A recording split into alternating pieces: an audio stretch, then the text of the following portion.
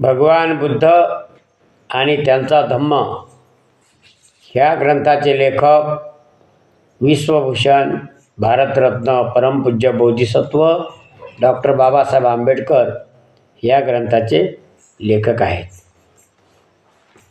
भगवान बुद्ध आणि त्यांचा धम्म या ग्रंथातील तृतीय खंड चालू असून या तृतीय खंडातील भाग 5वा आपण पाहतो.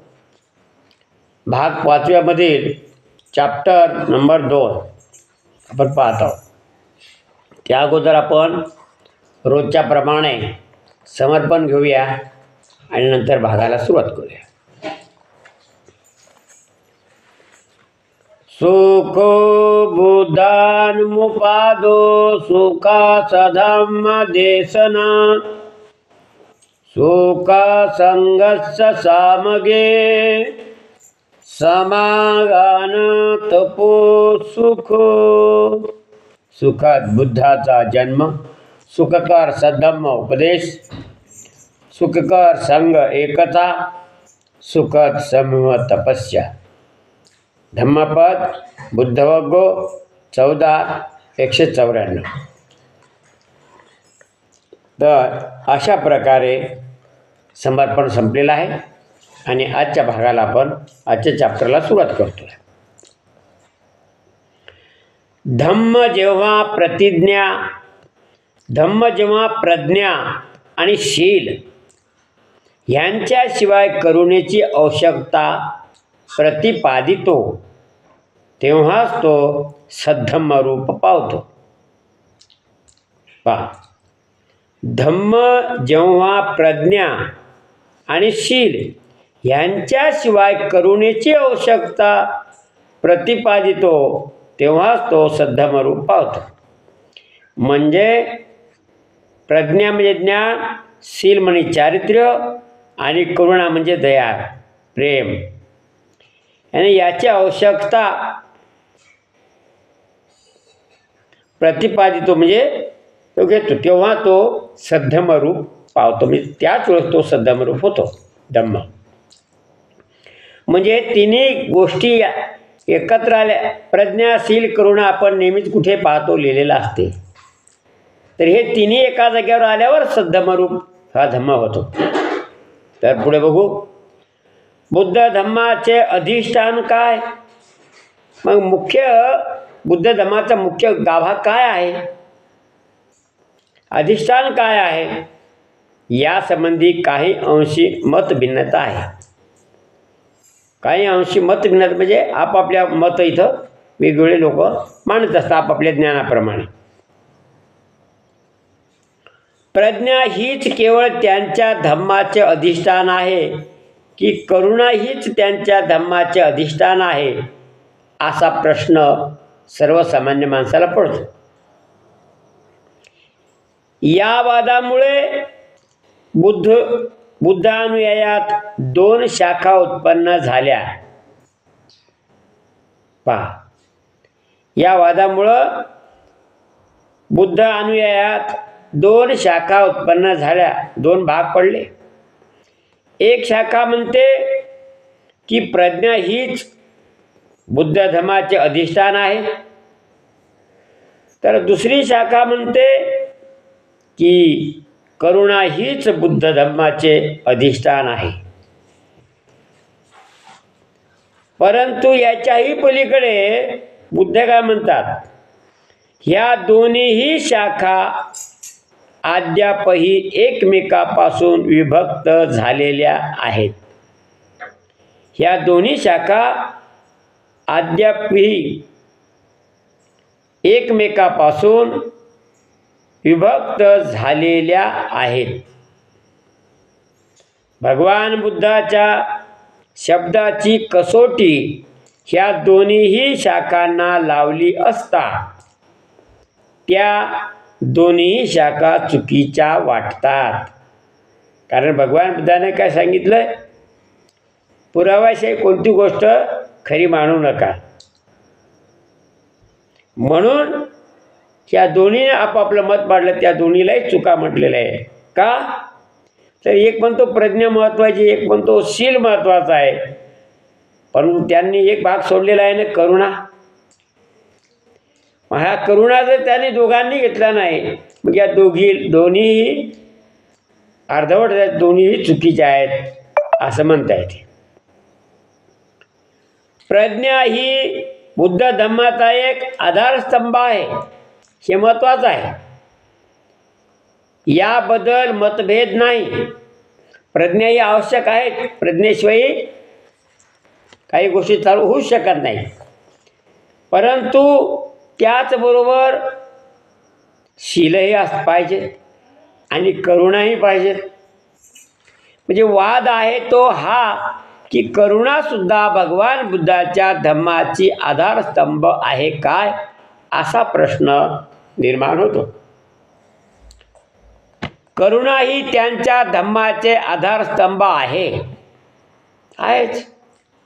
हे संशयित आहे, परंतु हे आहेच.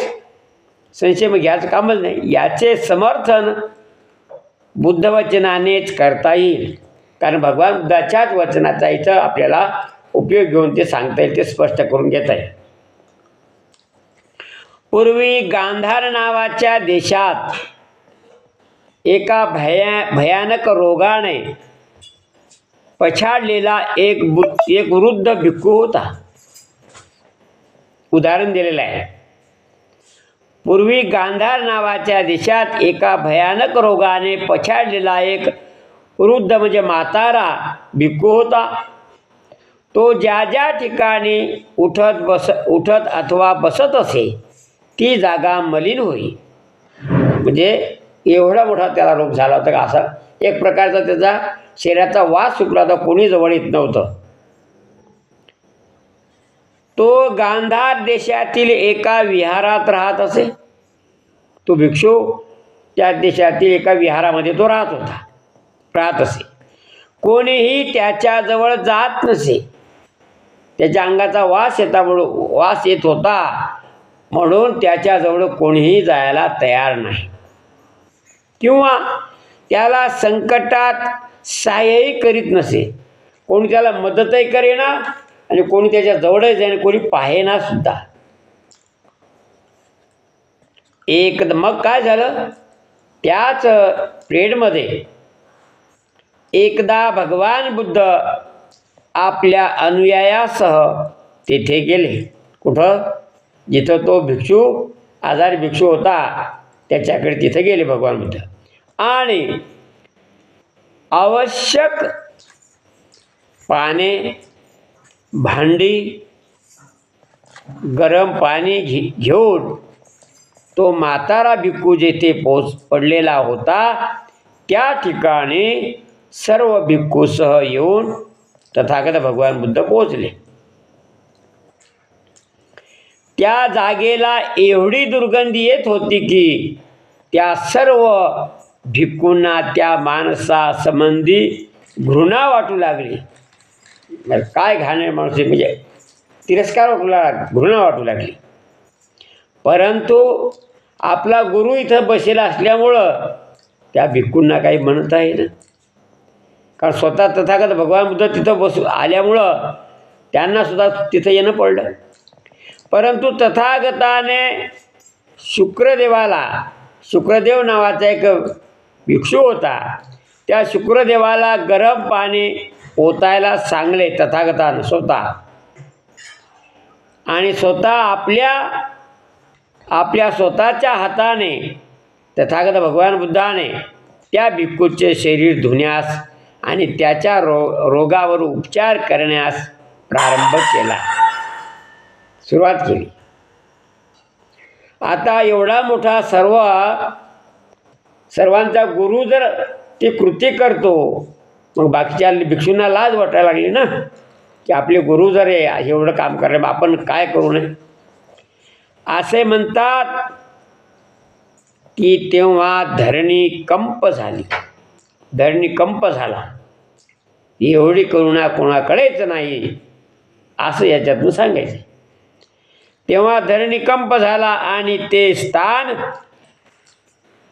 एका दिव्य प्रकाशाने इतके भरून गेले की राजा, त्याचे प्रधान देव आणि नाग लोक तेथे तत्वर धावत आले आणि भगवान बुद्धाची पूजा करू लागले. बुद्ध भगवान की जय. थोडक्यात सांगायचं की भगवान बुद्धाची एवढी करुणा महान होती की जे कोणच नाही केलं ते तथागताने करून दाखवलं. म्हणून त्या नगरातले मग सगळेच लोक तिथं आले. एवढी दया कोणच दाखवली नव्हती. तथागताला उद्देशून त्यांनी विचारले, इतक्या थोर उदात्त महापुरुषाने असले घाणेरडे काम का करावे? असं मग काही लोकांना विचारलं तथागताला. यावर भगवान बुद्धाने आपल्या कृतीचे असे स्पष्टीकरण केले. ते पुढील प्रमाणे. ते काय म्हणतात, या जगात जे गरीब आहे,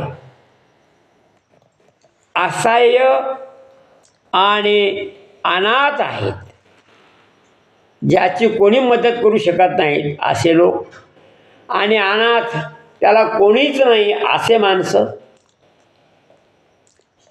त्यांचा तथागत मित्र आहे. ज्याचा कोणी नाही त्याचा तथागत भगवान बुद्ध मित्र आहे. शारीरिक व्याधींनी पछाडलेले आहेत, मग ते श्रमण असोत, ते भिक्षू असोत, संन्यासी असोत किंवा आणखी कोणी असो, अथवा इतर कोणीही असोत, त्यांची सेवा करण्यासाठी जे दरिद्री, अरक्षित आणि बुद्ध आहेत, जे वृद्ध आहेत म्हणजे म्हातारे आहेत, त्यांना सहाय्य करण्यासाठी आणि इतरांना आपल्यासारखेच करायला प्रेरणा देण्यासाठी तथागताचा जन्म आहे, असं तथागतानं त्या सर्व लोकांना समजावून सांगितलं. म्हणजे जेवढं महत्त्व त्या प्रज्ञेला आहे तेवढंच महत्त्व त्या शीलाला आहे, तेवढंच महत्त्व त्या करुणेला आहे, मैत्रीला आहे. म्हणून नेहमीसाठी बऱ्याच ठिकाणी आपण पत्रिका असतात तिथे प्रज्ञाशील करुणा टाकतो. कोणी आपल्या घरावर लिहितात, कोणी वेगवेगळ्या ठिकाणी लिहितात. तर याचा अर्थ की भगवान बुद्धाच्या धम्माचे हे महत्त्वाचे आधारस्तंभ आहे.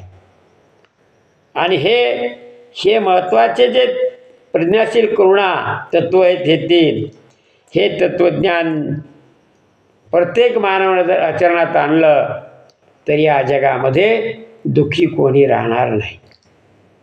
म्हणून भगवान बुद्धानं म्हटलेलं ना की हे जग धम्मराज्य बनवायचं आहे.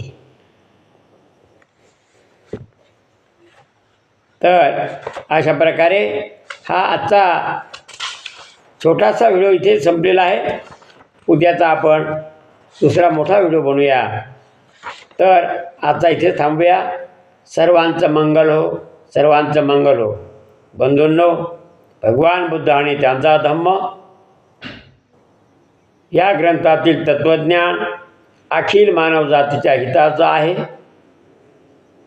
जात धर्म याच्यामध्ये नाही.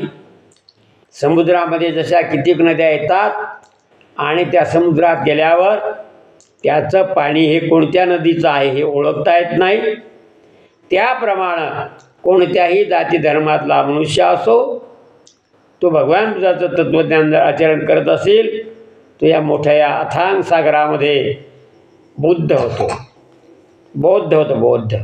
बौद्ध म्हणजे काय, वेगळी जात वगैरे काही नाही, बौद्ध. बरं, मग कोणी प्रत्येक मनुष्य बौद्ध होऊ शकतो.